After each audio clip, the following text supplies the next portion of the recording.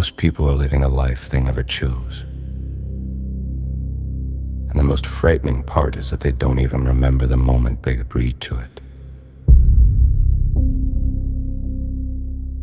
You don't wake up one day thinking, I want to live someone else's life. It happens quietly, slowly,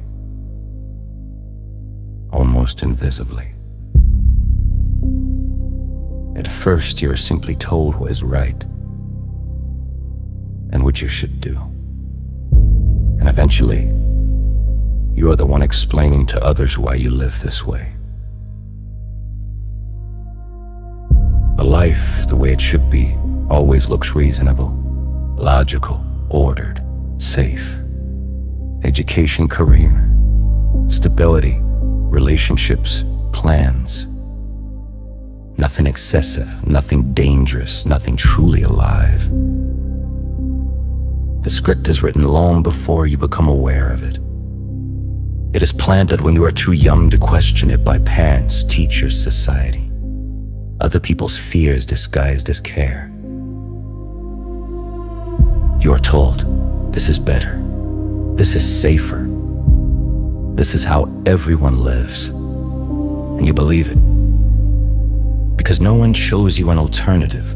Slowly, you begin to confuse safety with life itself, approval with love, conformity with worth.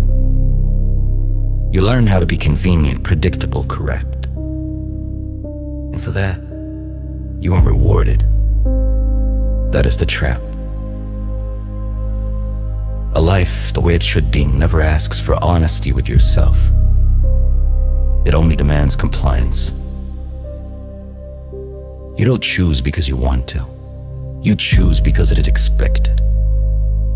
A job, because it is promising. A relationship, because it is time. Decisions, because they are reasonable. And each time you take a small step away from yourself, so small it feels harmless, but irreversible. Someone else's script does not break you all at once. It slowly silences your inner voice. At first, there is mild irritation, then fatigue, then an emptiness you can't quite explain. Everything in your life looks correct, but something inside doesn't align. And you begin to think the problem is you, that you are ungrateful, weak, broken. After all, you have everything, so why don't you feel alive? A life the way it should be never looks like a mistake, it looks like success. That is why it is so hard to leave. Because admitting it isn't yours means admitting something else, that you followed a script, that you agreed, that you stayed silent. Other people's scripts are convenient because they remove responsibility. If something goes wrong, it's not your fault. It just happened. But the cost is losing yourself. You stop asking dangerous questions. What do I want? Why am I doing this? Where am I going? Because honest answers might destroy everything you have built. So you choose silence, routine, habit. You live by postponing real life for later. When there is time, when things are easier, when you feel ready. But later never comes. Time passes, and you become an expert in excuses.